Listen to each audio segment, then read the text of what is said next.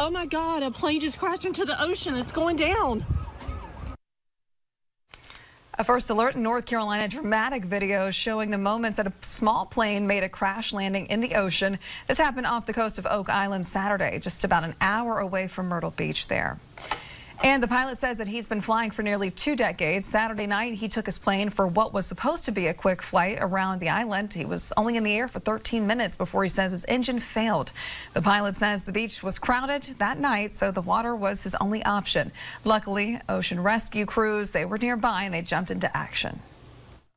Definitely, I mean, I was so fortunate that the impact didn't injure me, and doubly fortunate that the Oak Island Water Rescue folks got to me so quickly. I mean, that was huge. That was the key to the whole thing. As you heard him say right there, he was not seriously hurt, which is good, but crews, they were still trying to figure out exactly what caused that engine to fail.